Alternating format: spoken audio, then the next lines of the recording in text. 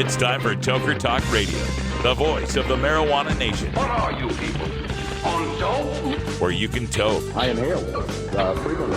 Or you can talk. I experimented with marijuana and didn't inhale. Or you can toke and talk. 10 federal criminal penalties for possession of up to 1 ounce of marijuana. While we talk about toke on Toker Talk Radio. So, by the way, when it comes to pot, if you're 40 years old, you live in a log cabin in Oregon, you got 12 giant pot plants in your backyard, have a ball. Live from beautiful Portland, Oregon at Rolla J Studios. Hey, this is great. Just like cannabis.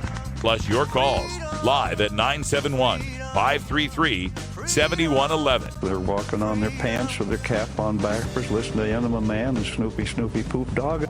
What's to keep somebody from getting all potted up on weed and then getting behind the wheel? Gateway theory doesn't work. It's a reality. Holland, is it real? Don't tease me.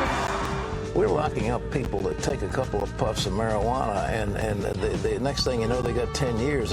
And now, here's your host, the guru of ganja graphics, the sultan of sativa statistics, and the worst nightmare of a reefer-mad prohibitionist. A polite, perspicacious, productive pothead with a propensity for PowerPoint. Radical Russ Belville. Welcome back, tokers and tokettes and non-toking lovers of liberty. Radical Russ here, Hour 2, Toker Talk Radio. Oh, it's a beautiful day here in the Pacific Northwest, and we've got to get back to our discussion. We've got John J. Hudak on the line. He's with the Brookings Institute, and we're discussing the Ninth Circuit Court of Appeals and how they've ruled that the Rohrabacher Amendment is in effect. We're also talking about rescheduling and the DEA rejecting the fourth petition for rescheduling. John, thanks for holding on, and welcome back to the show. Oh, thanks for having me back. I wonder, though, with Hillary Clinton's promises to reschedule, won't she run against the same statutory roadblocks we've had trying to get these petitions through, namely that the FDA is not set up to evaluate a plant and that the head of the DEA, or ONDCP, I should say, is statutorily required to oppose marijuana legalization? How much can she, as an executive, wave away with, say, an executive order or something? Well, first, she can't use an executive order on this. That's going to be beyond her power. And what's nice is, despite the challenges that exist in ONDCP has no role in the rescheduling process under the Controlled Substances Act. And so I think it is going to be difficult to convince FDA to rule in that way.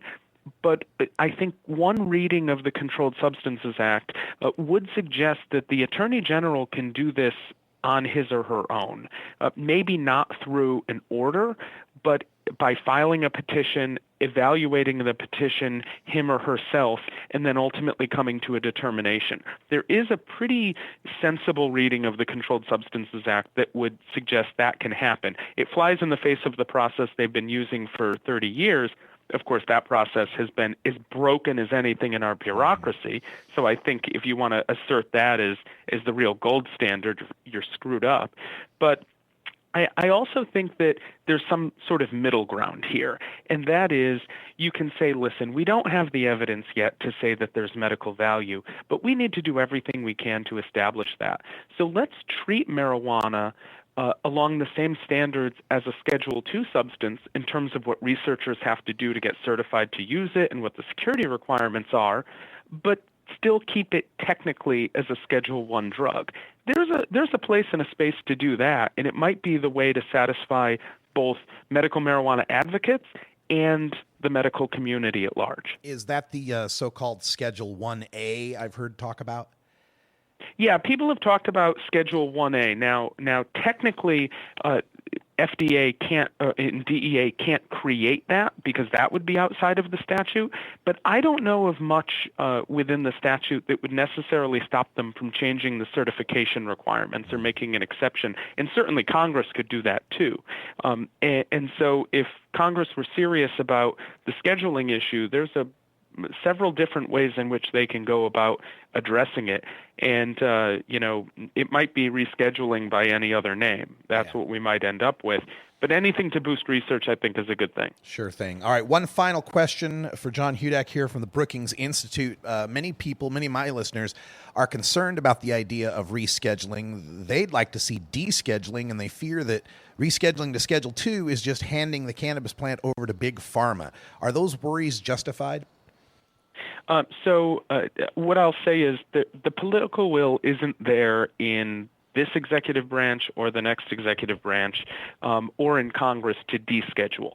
And so while I respect a lot of people who see that as the best outcome, it's just not a realistic outcome right now. In terms of rescheduling, handing marijuana over to the pharmaceutical industry, that's a little difficult for me. If the pharmaceutical industry thought that marijuana was going to be this wonderful product that they were going to make billions of dollars off of, you can bet your ass they would have rescheduled it decades ago. The pharmaceutical industry, it's funny, when I hear these conversations, the pharmaceutical industry is simultaneously portrayed as this behemoth of political power and also one that's seemingly been beaten time and time again by a handful of medical marijuana producers in Colorado and California. And so, like I said, if Big Pharma wanted this, they would have had it already.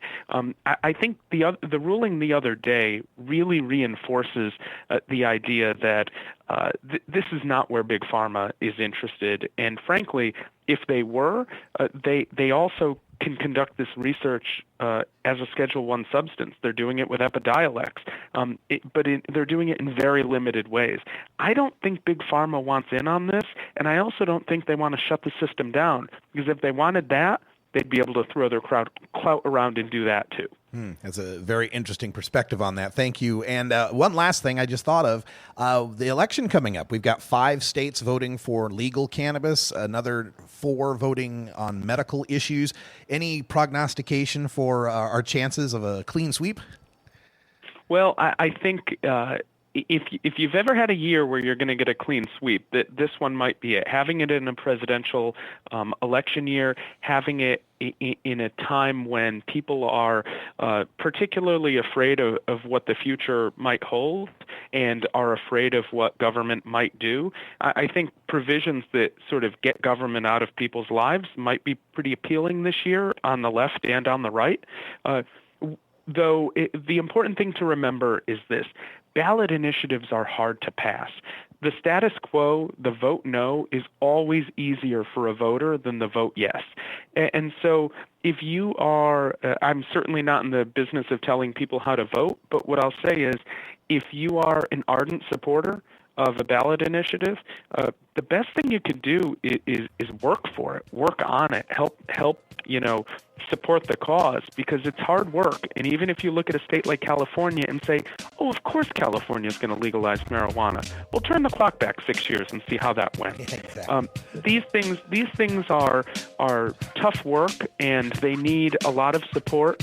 And if you're a supporter, you shouldn't take anything for granted. Like I said, I think this is your best year for a clean sweep. But 4 or 5 of these ballot initiatives failed, I wouldn't be shocked either. John Hudak from Brookings Institute, keeping an eye on the pace of reform in the cannabis world. Thanks so much for joining us again, and we'll talk to you soon, I'm sure. Russ, thanks as always. This is the Russ Belville Show on CannabisRadio.com.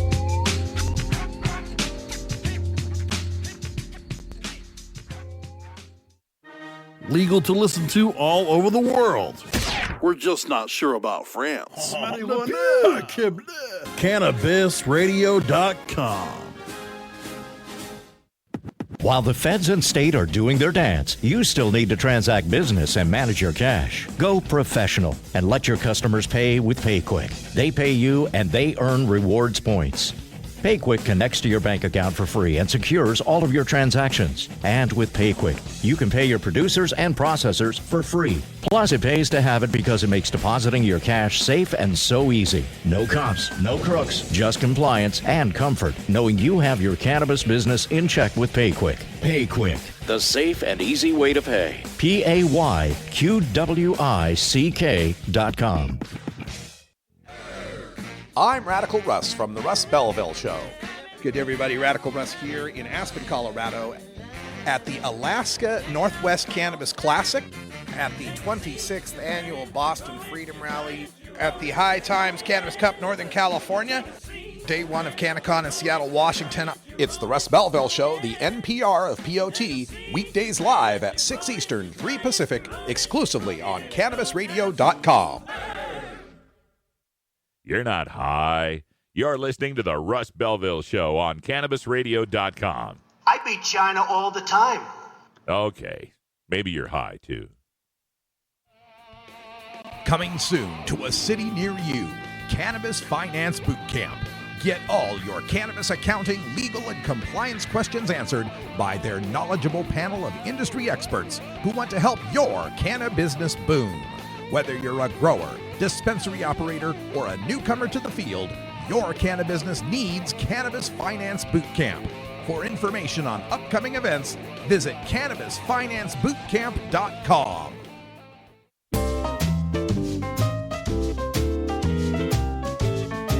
Pod 2.0. It's not your father's Woodstock weed. This is the Russ Belville Show on CannabisRadio.com. Welcome back, everyone. 11 and a half after the hour. Radical Russ here in Portland, Oregon. My thanks to John Hudak from the Brookings Institute for joining us today. Always good to speak to John. He's a real deep thinker on this issue, and we've had some really great conversations out there on the road at some of these events. You can get your questions to John through Twitter. If you want to follow him, his Twitter account is at John J. Hudak. Hudak is Hudak. John is John. There is a John Hudak on Twitter. That's not him. He's at John J. Hudak. Make sure you get that, because I'm sure John Hudak is tired of getting pot questions. Make sure it goes to John J. Hudak. Oh, my goodness. And also Bonita Money, her Twitter handle, at Bonita Money. Bo Money, nice talking to her. If you missed any of that interview, because I know our live listeners did. Sorry, live listeners, I messed up the Skype setting, and so they could not hear Bo Money. But the recording got Bo Money, so if you want to listen to the replay on Cannabis Radio, you'll catch it there. Or if you visit my SoundCloud page later tonight, I'll have it uploaded for you. So apologies to Bo for that you were missed on the live stream. I can imagine she got her friends listening up. Bo, we didn't hear you. It was all quiet. I'm sorry, Bo. I messed up. It's my fault. I rebuilt the laptop, and there's still a few little settings that I'm dialing in. I wanted to get to this story, though, coming out of Cleveland.com about an Ohio town that is embracing medical marijuana. And, you know, I was speaking a day or two ago about Huntington, Oregon, how this little town in Oregon, this little dying town in Oregon has been, you know, resuscitated by having the only legal recreational shop for hundreds of miles, literally hundreds of miles, and the closest shop to Boise, Idaho, right? And how marijuana just changed that town, not just the pot shop, but, you know, the donut shop, the coffee shop, the tire shop, the gas station, everybody's doing better because of this pot shop opening up. So this town's in Ohio. Now, understand Ohio has recently passed a legislative medical marijuana that's extremely restrictive, no plant kind of thing. But Johnstown, Ohio is in central Ohio, and it's decided in a 6-1 resolution that the village won't get in the way of legal marijuana businesses that are licensed by the state. And this is a town of less than 5,000 people. And all around them, the communities all around have been setting up bans because the law allows them to preemptively ban any marijuana businesses, producers, processors, growers, whatever, right? You can just ban them. This little town, though, is less than 5,000 people say, nope, bring them on in. We like them. And part of what they're saying here, or part of the reason behind this, is because Johnstown, Ohio, is the location, is the world headquarters of Apex Supercritical. Now, if you followed me at these various events that I cover, we've interviewed the folks at Apex Supercritical. We've shown some of the pictures. They make those big CO2 extraction machines. Now, you're thinking to yourself, wait a minute, Johnstown, Ohio, what the hell are they doing making marijuana equipment in Johnstown, Ohio? Well, the thing is, it didn't start out as marijuana equipment.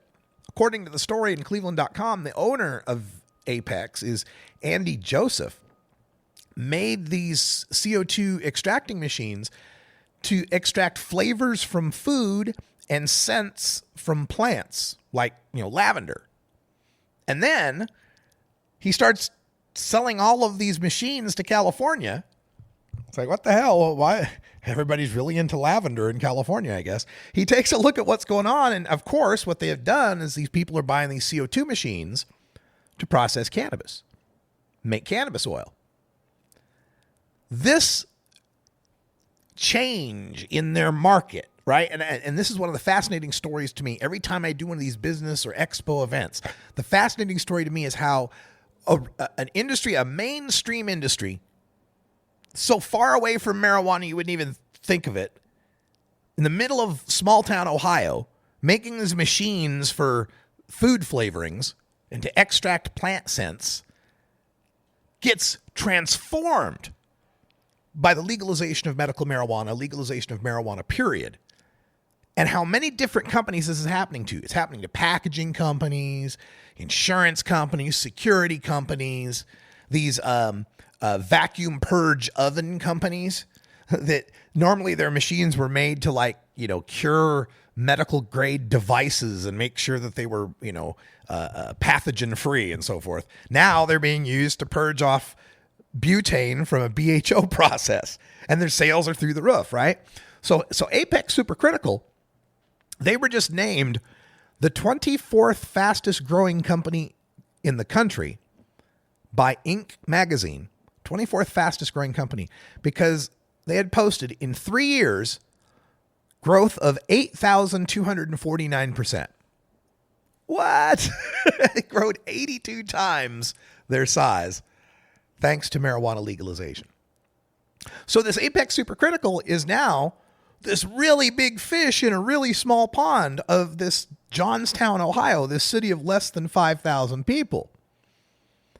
They started the company just in a barn, right? Literally backyard kind of company.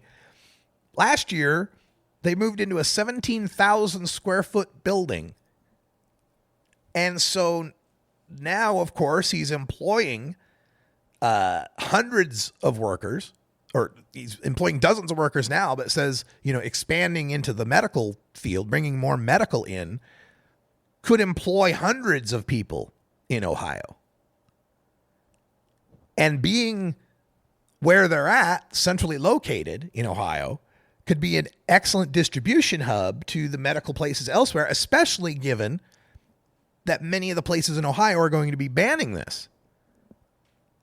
So the leaders in this little town of Johnstown are just, it's like the cartoons where they see the little dollar signs rolling in their eyes like a cash register. They just see the money. They just see being able to finally pay for things in their budget in this small town. Now, there's been some opposition to it, but most people recognize that the fear about medical marijuana and the medical marijuana businesses are misplaced fears. And some of these people have gotten educated.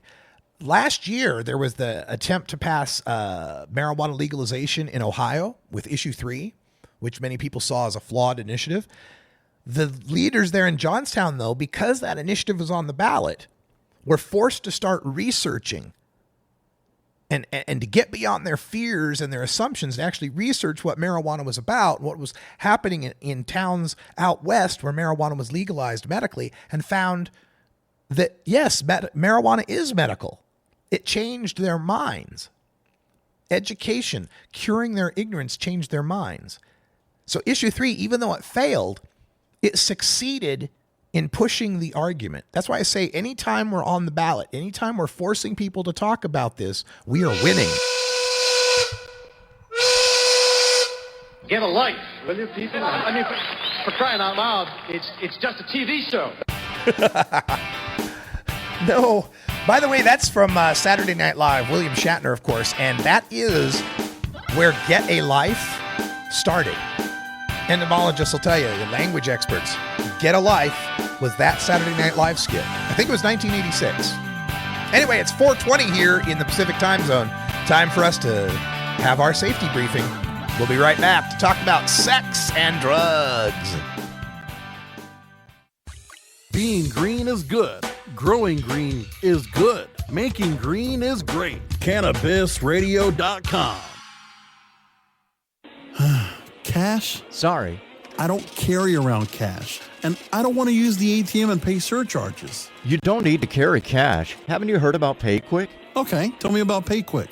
It's the safe and easy way to pay. It works just like your debit card to securely pay for your purchase, and it gives you rewards points every time you use it. Nice. PayQuick, the safe and easy way to pay. PayQuick.com.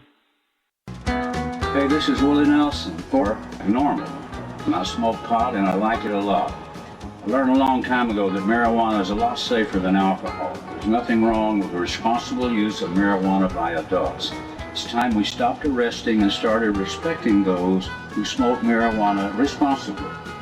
To learn what you can do to help, contact NORML at NORML.org or call toll-free 888-67-NORML.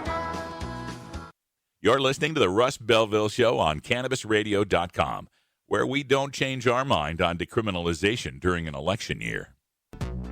When you are starting up a medical cannabis business, you want a fired-up lawyer who understands the needs of cannabis consumers. The Law Office of Lauren Vasquez is your fired-up lawyer for the cannabis industry. Visit her website, fireduplawyer.com, or call 1-855-MMJ-LAWS for more information. That's 855-665-5297 for Lauren Vasquez, your fired-up lawyer, or email fireduplawyer@gmail.com.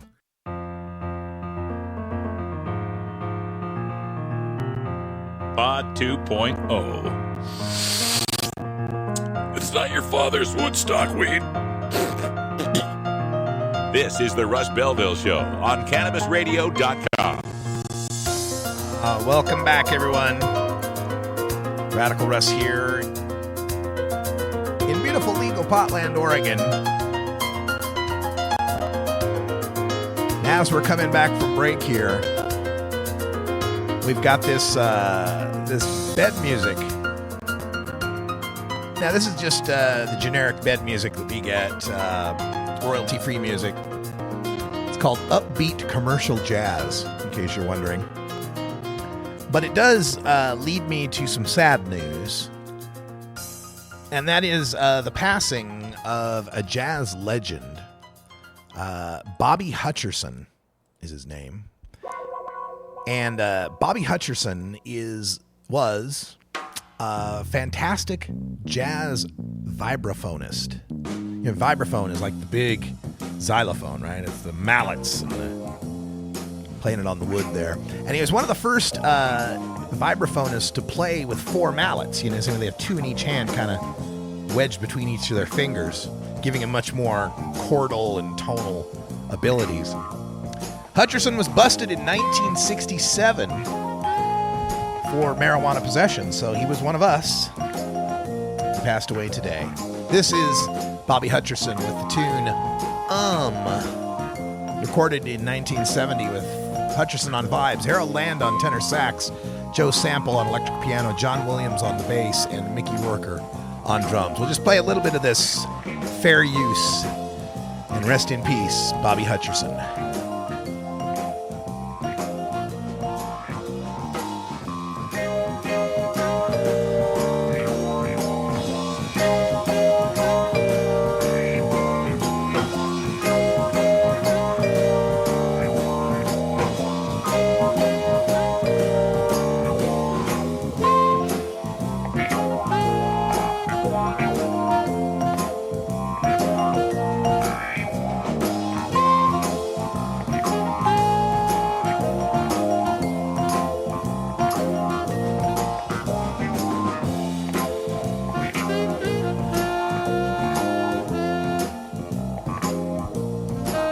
Oh, rest in peace, Bobby Hutcherson. If you recognize any of that background, you might be an Ice Cube fan. He sampled some of this stuff from back in the day. Reminds me of my time at 420 Radio, and it's something that I might be restarting. Is another music show back at 420 Radio, which still exists. 420radio.org is now an all-music 420 type of station, and Herb Thrasher is in charge. And he's been reprogramming the station, and I've been helping him as much as I can. We're both pretty busy. But we're getting the station all reprogrammed to be a much better musical listening experience. And part of that may be my return to having a musical show on Mondays. I used to do the Viper Hour, which is a classic jazz show. I'm thinking about doing a classic rock show coming up in the fall. And we don't know what we'll call it yet. But that's where most of my knowledge and love of music is, so I might as well take advantage of it. So I'll keep you posted, let you know. You can get 420 Radio app at the App Store for iPhones and the Android store, whatever they call that, the Google Play Marketplace, I guess. Anyway, for Android, for iPhone, for Windows Phone, and even for BlackBerry, there's a 420 Radio app. And so you can just listen to the music on your phone. It also uses a special low data algorithm, so you don't use up a whole lot of data listening to the music. Plug it into your car stereo, use it with Bluetooth and speakers, whatever, and listen to great cannabis-related music all day long. That's 420radio.org.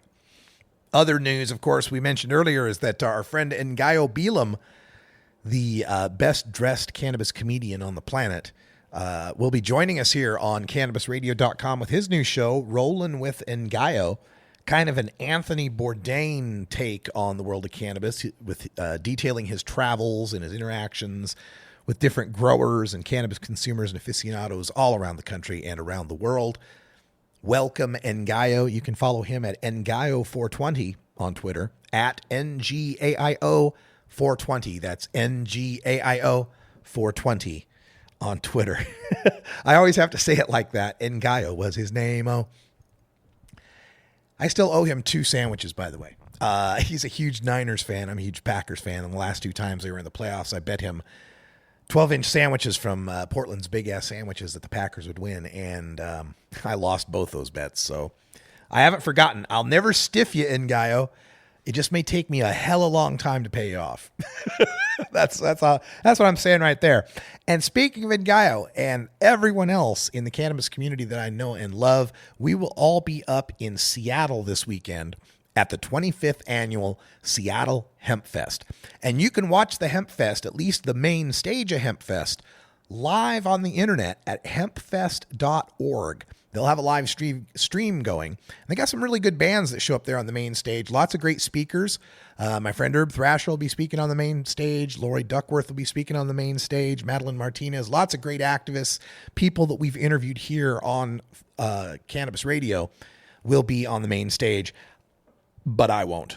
I'll be speaking on 3 other stages, but I don't have a main stage slot this year. It's okay, folks. There's some politics involved, and it's all right. It's all good. I talk every day for 2 hours about weed. It's fine. So, but I'll be up there at Seattle Hemp Fest and be covering the event for Cannabis Radio. We'll be getting a lot of interviews with a lot of different people up there. So stay tuned for next week's shows. We'll be playing a lot of those highlights. All right. Now, I wanted to get to this topic. We promised, we teased it. Sex and drugs. That's right. Sex and drugs. There's a story that's out on Maxim.com, the girly mag. Science finally reveals whether sex feels best on MDMA, that's ecstasy, alcohol, or weed. And so this is a follow-up on the one we talked about last, a couple days ago, the study that compared sex on cannabis versus alcohol. And we found that drunk sex, you get your beer goggles, you have more regrets, you tend to take more risks, everything that we've known, and that people subjectively rated cannabis better for the sexual experience. So now they've got a new study here, a New York University public health researcher that evaluates sex on ecstasy or MDMA or Molly, whatever you want to call it. And there are slight differences between those, but let's just say ecstasy for now, MDMA. So the researcher says that the effect is more sensual than sexual, and that it's more of you're more likely to want to hold someone or a stranger or give or receive a massage. But this is in the study, 84.8% of the participants said that ecstasy use gave them some sexual enhancement. One participant said, "I feel like I am making love," one said, and another expressed that he holds the person even more. The kisses are more conducive. The warmth is there. It doesn't have to be penetration necessarily or any type of copulation, end quote. But the major side effect that is reported by the researchers for people using MDMA is impotence, the inability to achieve an erection.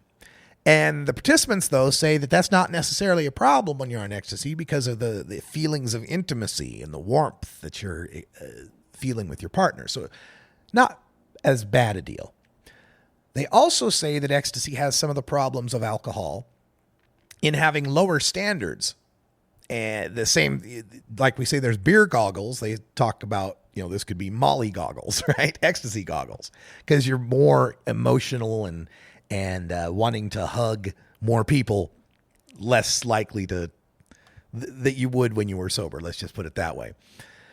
Also, safe sex precautions, use of condoms and birth control seem to be lower when people are using ecstasy. So once again, it seems like we evaluate these three drugs now: ecstasy, marijuana, and alcohol. And once again, marijuana is, if you'll pardon the pun, coming out on top.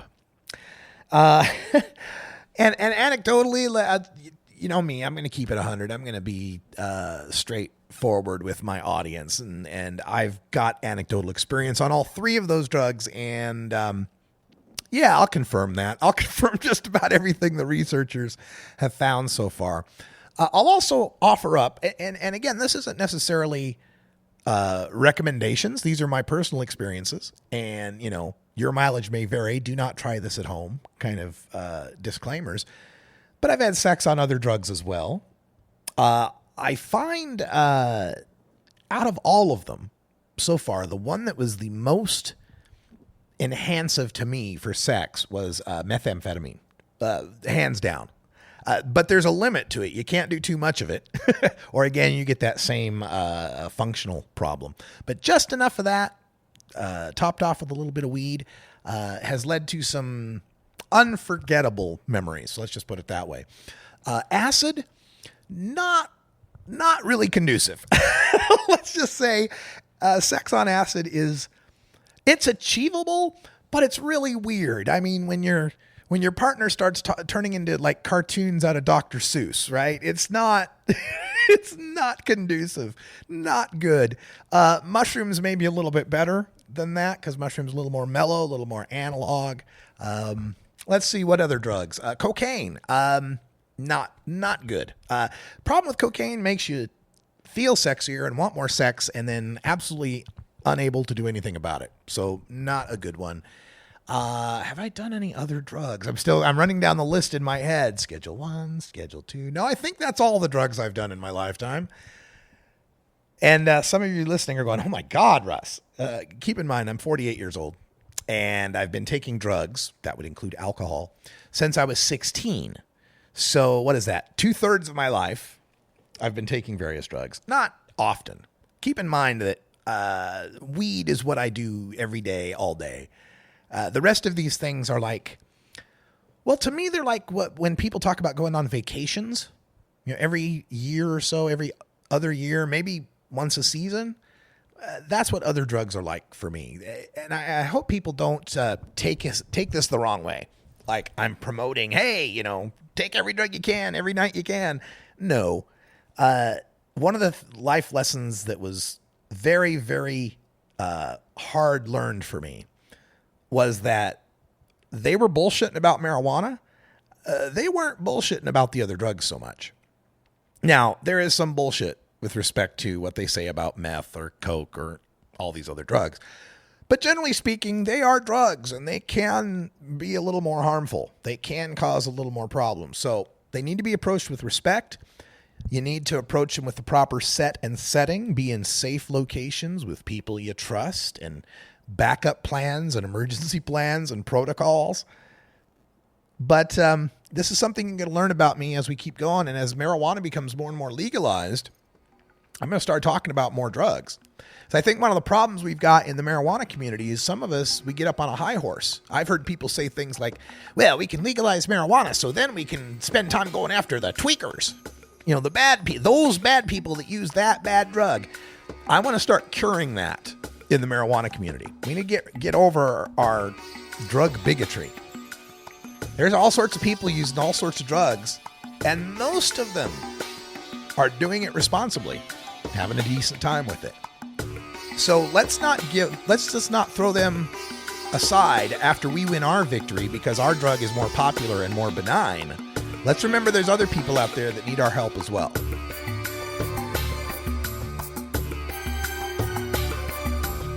This is the Russ Belville Show on CannabisRadio.com.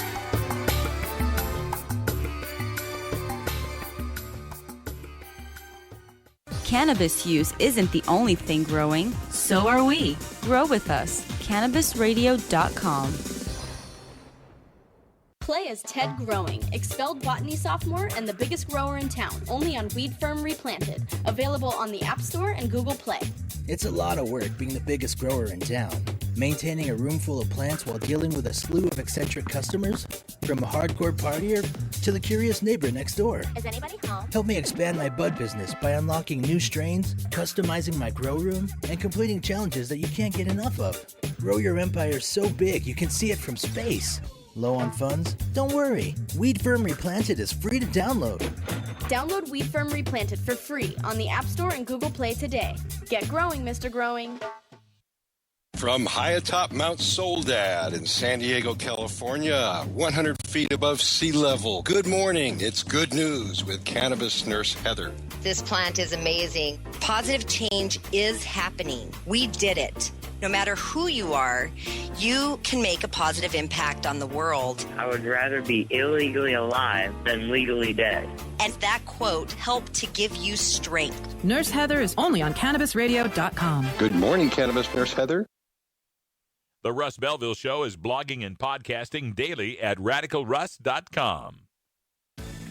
At Herbie's Cannabis Seeds, we pride ourselves on bringing you the best quality seeds from the world's most respected cannabis seed producers, all at the lowest online prices. You can find Herbie's Seeds at herbiesheadshop.com. All cannabis seeds are sold as souvenirs and as a means of preserving cannabis genetics. Herbie's Seeds in no way intends to condone, promote, or incite the use of illegal or controlled substances. We strongly urge all prospective customers to check their national laws prior to placing an order. Herbie's Seeds at herbiesheadshop.com. Proud sponsors of the Russ Belville Show and 420 Radio.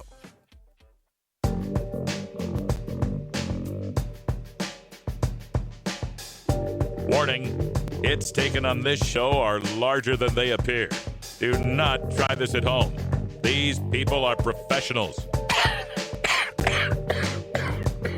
Or at least they pay me to say that. This is Dan Michaels from DanMichaelsAudio.com, and you're listening to Radical Russ on CannabisRadio.com. Thank you, Dan. Welcome back, everybody. 39 after the hour. So excited for the weekend, 25th anniversary Seattle Hemp Fest. It's such an amazing event. It always takes my breath away because you can get into the event now for the past, I guess, 2 years or 3 years. This bridge has been open, the Stephen Colbert Bridge to Somewhere Eventually, I think it's called. Really, like there was a naming contest and Stephen Colbert got his trolls to to win it. But anyway, there's a pedestrian bridge that takes you right over. It overlooks like the main stage area of the Seattle Hemp Fest. And you can stand up on that platform and you just look out and you see to your straight ahead is the park area and then the Puget Sound, the water out there. And there's usually a cruise ship floating out there, maybe a couple of boats.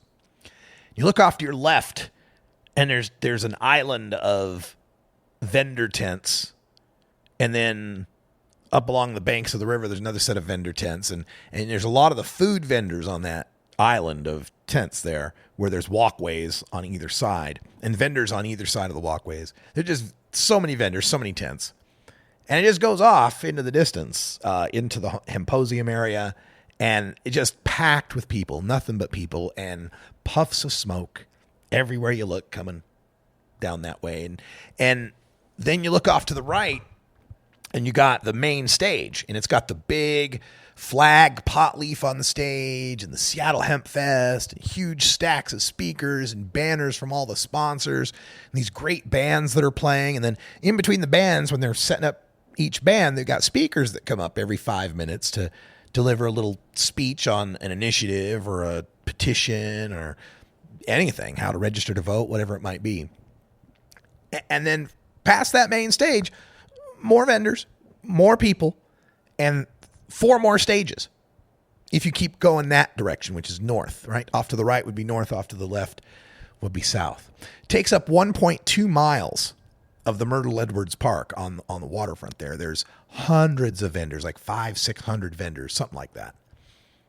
And weed everywhere. Weed and dabs and people using. And it's interesting because Seattle has, created a felony, or Washington State, I should say, has created a felony charge out of running any sort of place, any sort of venue where pot smoking is allowed to take place. But they're not prosecuting because I guess it would be a tough case to pursue because the people there, it's a public park, and it's individuals that are choosing to smoke pot. So you can't blame HempFest for that, I guess, is how that works out. I'm no lawyer, but that's my guess. So it's an amazing thing. You got hundreds and thousands of people, literally, 150,000 people packing that park, 100,000 people. It's just an amazing thing. Every time I go to Seattle Hemp Fest, well, for one, it's a family reunion. I get to see a ton of activists, people that I've been in this movement with for 10 years now. Get to see them and talk with them and hang out. But also just seeing all the people enjoying cannabis, smoking pot, rolling doobies, toking on reefers, whatever you want to call it. Just out in the open with cops around. There's plenty of cops around watching everything that's going on, but they just, as long as everybody's cool, they're not concerned with it. And it's just so laid back, and to have so many thousands of people there and to not have problems. Rarely is there any violence. And when there is, it's the skate punk juggalo, mosh pit type, right? They're not really, aggressive against strangers type of violence. It's an amazing thing. And I'm afraid, I am worried that this could be the last Seattle Hemp Fest. Every year HempFest goes on, they struggle to make it to the next year. It's always just by the skin of their teeth that they make it, right? And they got a lot of bills to pay for insurance and stage setup and tear down and crafts and foods and all these different things. And this year was already going to be they were already behind the 8 ball because last year on Friday, there was a big flood deluge of a storm. I mean, you say, like it rains in the Pacific Northwest and we're used to that, but this was like even weird for the Pacific Northwest, like middle of August. And, we were getting like November rain, like floody rain. And so that shut down HempFest that entire first day. That killed 1/3 of the donations they normally get. So they were already operating on just 2/3 of what they normally would. And then they just found out last week that their presenting sponsor, the Hemp and Cannabis Foundation, has to drop their sponsorship this year. That presenting sponsorship is $50,000 that Seattle Hemp Fest is out now. So if you've heard me for the past 10 years talk about Seattle Hemp Fest and how great it is and how it's like Mecca for stoners and how it recharges your batteries and convinces you freedom is possible and it's a spiritual experience to be around hundreds of thousands of your fellow pot smokers not being busted. If you've heard me talk about that and thought, yeah, next year, I got to go there one of these days. I'll save up. You might not get to. It might not happen. This is a real possibility that this could be the last Seattle Hemp Fest. They're also hamstrung by the fact that Washington State's crappy legalization program forbids any sort of advertising or promotion or giveaway for the existing cannabis industry. So there's a lot of businesses making money on legal pot in Washington State, and not one of them can have a booth at the Seattle Hemp Fest or put a banner up on the stage at the Seattle Hemp Fest. There are tier 3 growers with cannabis farms and well-known brands who'd love to put a banner up on the Hemp Fest stage, who'd love to give back by having a booth, big 20 by 20 booth, who can't because of the Washington State law. And it's sad because I know so many people haven't made it to Hemp Fest. I want you to be able to make it to Hemp Fest. And if it doesn't make some donations, it might not be there next year or ever again. Now you can help out. There is a GoFundMe page. It's gofundme.com/keephempfestalive. And let me verify that. I'm pretty sure I got that right. Yeah, gofundme.com/keephempfestalive. And they're trying to raise $20,000.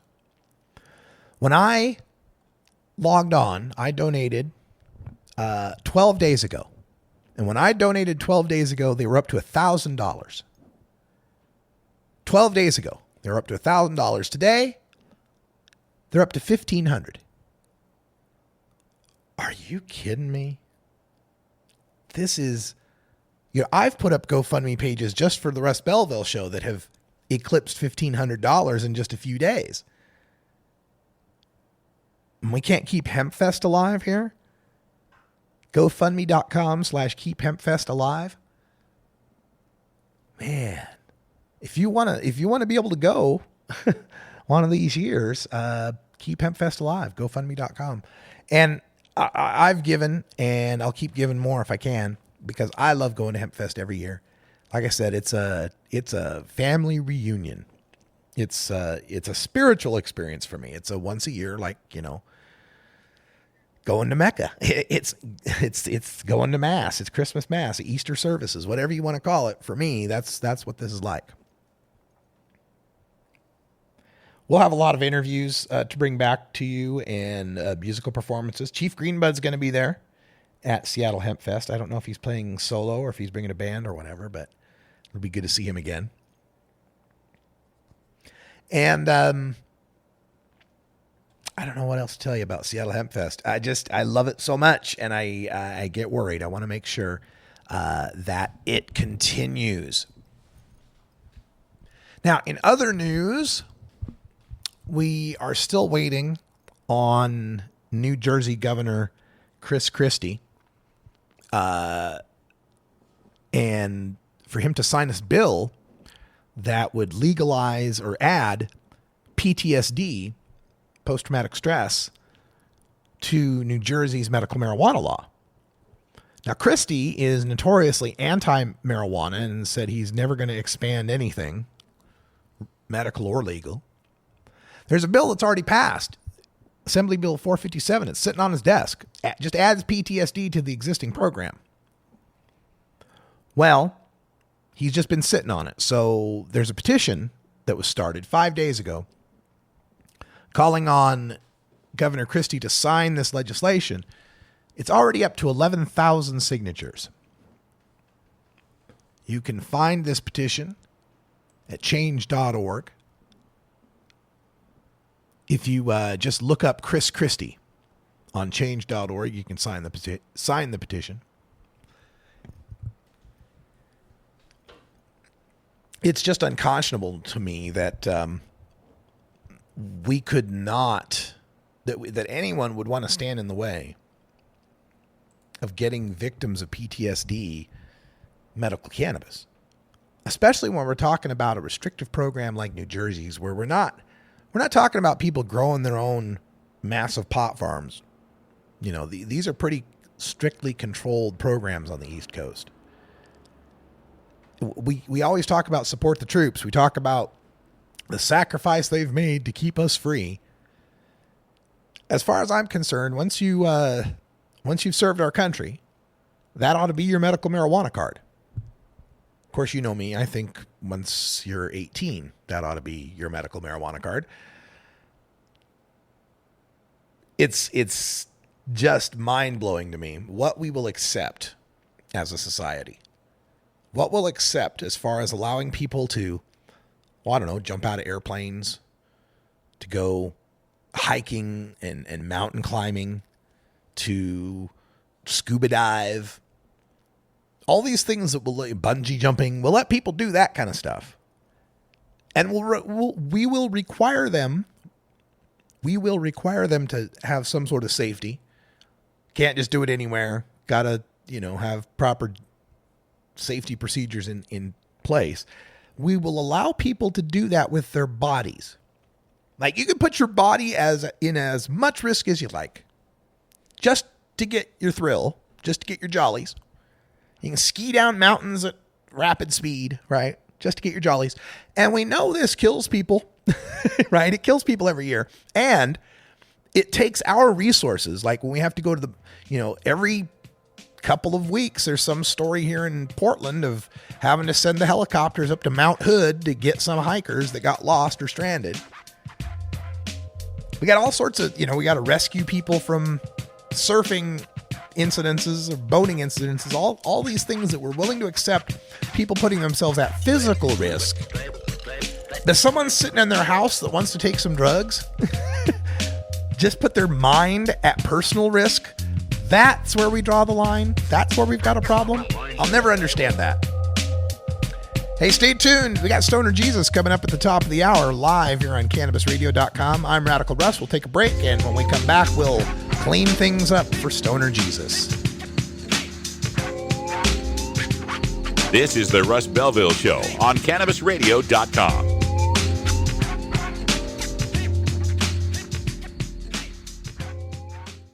We don't limit how much you smoke, and we don't limit where you listen. Cannabis Radio is now on iTunes, Stitcher, and iHeartRadio.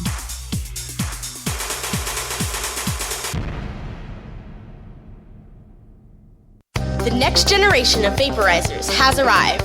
Vuber vaporizers are blazing the way with unparalleled technology for oil, concentrate, or dry flower pens. Providing unsurpassed customer service and expert craftsmanship, Vuber vaporizers use cutting-edge technology, providing a power-packed, smoother vapor with a lifetime guarantee. Experience vaporizing the way it was meant to be. The Vuber way.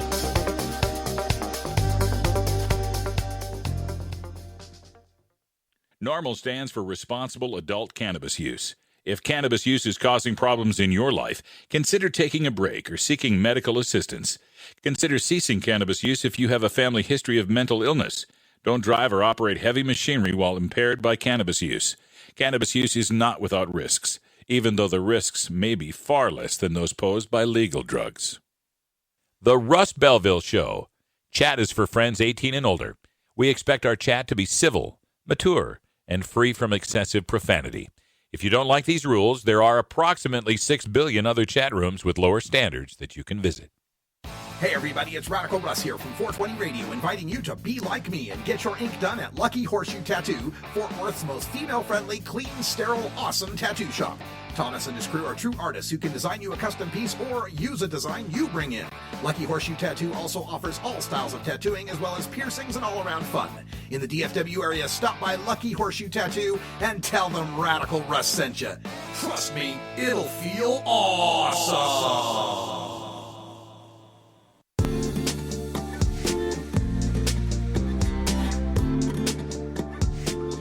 Most of us pirates, we go on vacation to North Dakota, because they've got a town called Argusville. What are you smoking there, boy? This is Dan Michaels from DanMichaelsAudio.com, and you're listening to Radical Russ on CannabisRadio.com. Just think, after November 8th, there might be medical marijuana in Argusville. I'm so excited North Dakota has made the ballot. You got Montana voting to increase their medical marijuana. And then next door, North Dakota, it's like we're starting to surround the interior of the country. Welcome back, everybody. Radical Russ here, just closing up shop from beautiful legal Potland, Oregon. Before we turn the live stream over to Stoner Jesus, yes, that's right, Stoner Jesus from Stoner Heaven is coming to save your stony soul because you've been a stony sinner. Stoner Jesus has been watching you. He knows when you've been sleeping, knows when you've been baked. I don't know. Isn't that Santa? I don't know. And yes, our chat room must be kept clear from excessive profanity. We're like a PG-13 movie. You get one fuck per 2 hours. I guess that's the way it works. I don't know.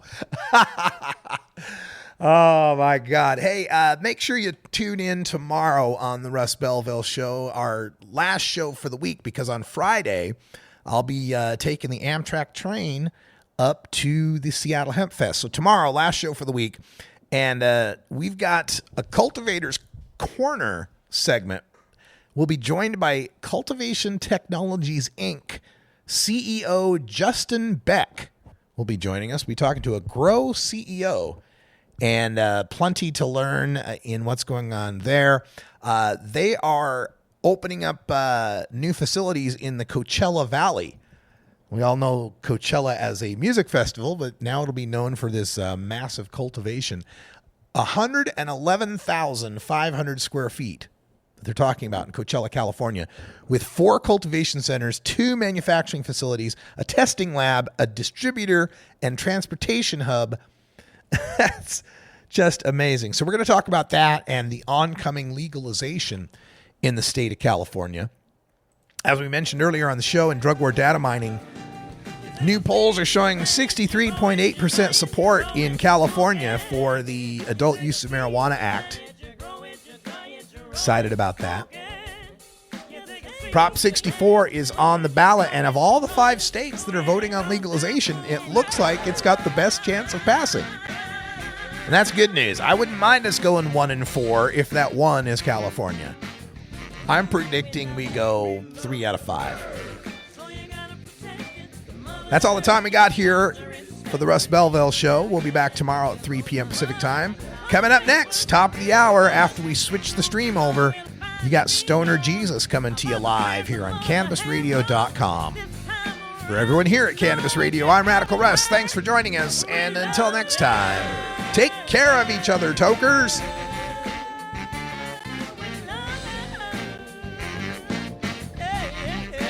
This is the Russ Belville Show. The Russ Belville Show is blogging and podcasting daily at RadicalRuss.com. You take a seed, you plant it, you grow it, you dry it, you roll it, you smoke it. You take a seed, you plant it, you grow it, you dry it, you roll it, you smoke it. You take a seed, you plant it, you grow it, you dry it, you roll it, you smoke it, and it goes down smooth.